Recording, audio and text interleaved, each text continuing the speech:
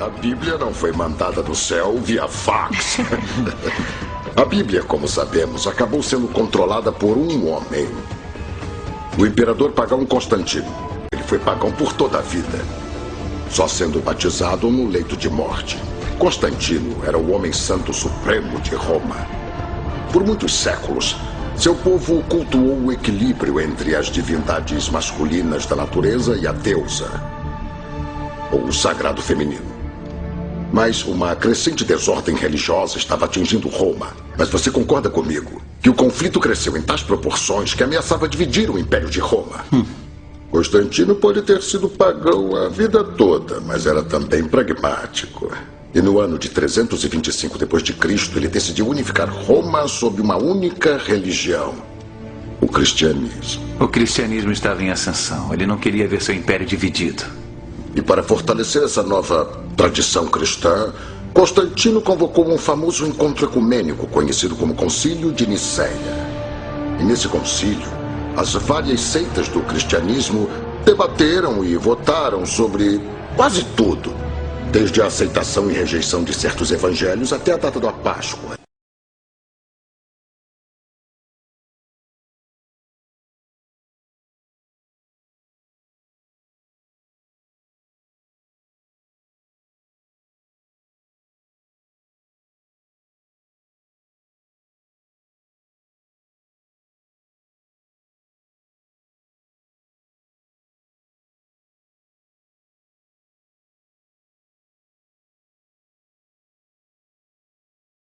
Houve um professor meu, o padre Karl Becker, um jesuíta, professor na Gregoriana. Ele nos escandalizou a todos, mas depois eu pensei, ele tinha razão. Ele nos escandalizou a todos em sala de aula, quando um dia, em sala de aula, ele chegou e disse: gente, a Bíblia foi escrita por católicos e para os católicos. Eu fiquei escandalizado, chocado na hora. Mas depois eu pensei, não é que o velho tem razão? É verdade. Só existia a Igreja Católica. Primeiro começa por aí. Só existia a única Igreja de Cristo. Não tinha mais nada, Não é? né? Não tinha mais nada. Eles que escreveram por inspiração divina. E, portanto, somente a Igreja precede a Sagrada Escritura. Sim. Primeiro existiu a Igreja, depois a Bíblia. É a Igreja Não é? que fez a Bíblia, não a Bíblia que fez a Igreja. Exato. Não é? Muita gente que foi a Bíblia que fez a Igreja. Aí que está a visão protestante. Não Ao é? contrário, é a Igreja que Exato. compilou a Bíblia. Exato. Então aqui que está a realidade. Então ele diz: a Bíblia é um produto do homem. Veja, a verdadeira Bíblia, eu estou falando aqui da Bíblia que eles produziram. Eu não estou falando daqui da Bíblia verdadeira, que foi produzida lá por Moshe, que foi dada pelo Eterno a Moshe, lá no Sinai. Eu estou falando da Bíblia que eles manipularam e eles produziram. E o próprio livro diz isso. Uma Bíblia que não é de Elohim, que não é do Eterno. A Bíblia não caiu magicamente das nuvens, continua o Armindo de Abreu dizendo em seu livro. O homem a criou como relato histórico de uma época conturbada. E ela se desenvolveu através de incontáveis traduções, acréscimos e revisões. A história jamais teve uma versão definitiva do livro. Mais de 80 evangelhos foram estudados para compor o Novo Testamento. E, no entanto, apenas 4, apenas Mateus, Marcos, Lucas e João, que por acaso são nomes de deidades solares. Mateus, Mate, presente de Teos, presente de Zeus. Yohanan, João, nada tem a ver essa transliteração. Era o nome de uma deidade antiga que estava ligado a Jano, que era a deidade do fogo.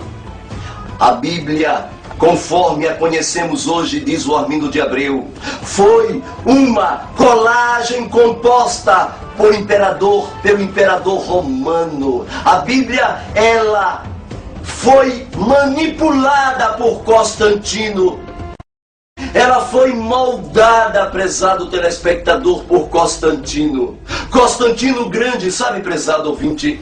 Constantino, ele queria que a adoração ao sol continuasse. Na época de Constantino, A religião oficial de Roma era o culto de adoração ao sol. O culto do sol Invictus, que era conhecido até hoje em português de o sol invencível.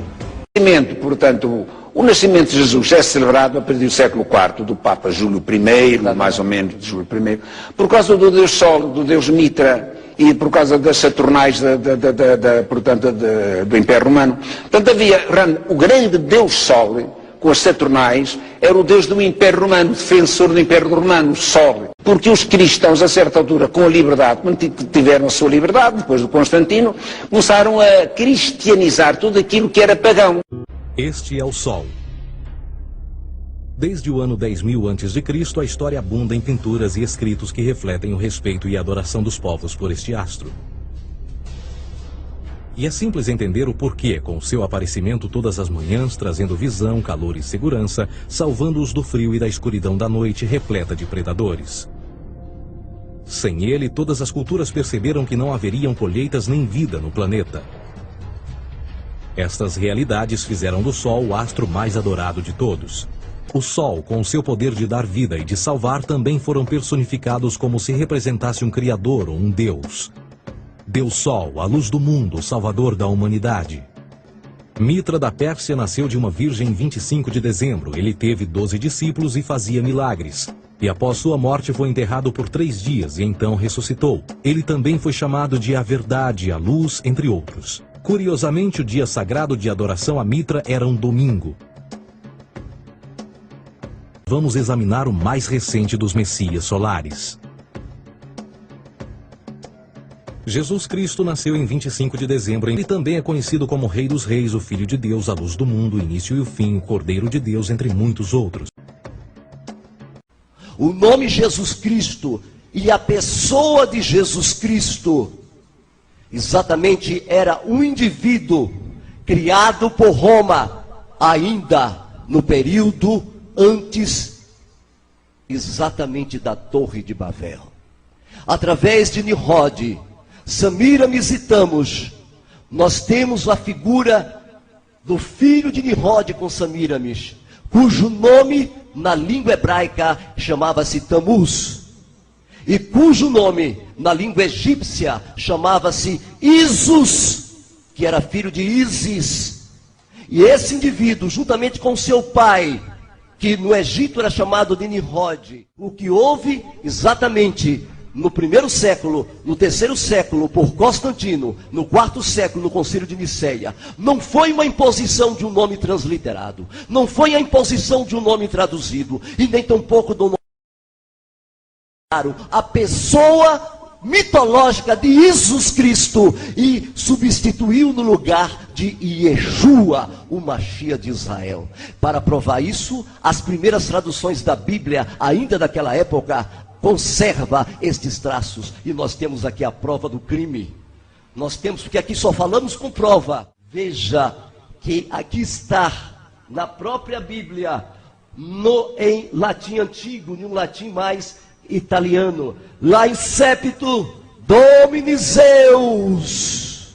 Domini, para quem não sabe, significa Senhor. Zeus significa Zeus, que na terceira declinação do genitivo é Deus, é a mesma pessoa. E quando você fala exatamente o nome do filho de Zeus, está aqui ainda no latim antigo. Essas versões saíram na época ainda do Império Romano, exatamente em Matei. Eles falam Matei, ainda na língua italiana antiga, quando eles disseram Ivanaste, um fio, Jesus Cristo. Vocês poderão perceber, aqui está Isus. Esse indivíduo não se trata de uma tradução, nem de uma transliteração, nem de uma transmutação. O elemento vital deste indivíduo foi exposto no livro de Ezequiel 8,14. Quando a sexta-feira da paixão já era comemorada, e as mulheres choravam por Tamuz, e a procissão acontecia, e a figura que se levava nos ombros, que o encontrava com a mãe, era a figura de Jesus, de Jesus Cristo, com a sua mãe. o mundo foi dominado por Roma. E na língua romana, o deus romano Isus foi mais político, mais confortável para Constantino colocar a pessoa, e não o nome, a pessoa de Jesus Cristo no lugar de Yeshua, o Mashiach. Um homem meio negrotado, cabelo crespo, feio, e esse rapaz chamava-se Yeshua. Era este indivíduo que foi o Cordeiro de Elohim que tira o pecado do mundo. Ele é o Salvador do mundo, e não esse Jesus Cristo apresentado por Constantino. Nós temos um grande tesouro e queremos apresentar a vocês. Aqui está a Bíblia, a Peshita verdadeira, a Bíblia verdadeira. Aqui está a Torá do Eterno. Esta Bíblia, ela não contém os erros de Roma. Esta Bíblia já foi enxugada, todos estes erros e muito mais.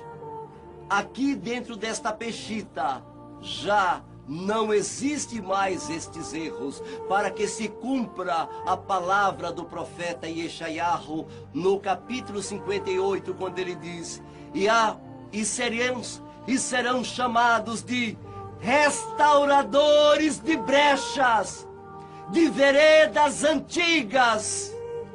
Aqui os nomes estão de acordo com os originais. Os nomes do Eterno, o nome do Mashiach, o nome exatamente do Mashiach de Israel está completamente restaurada.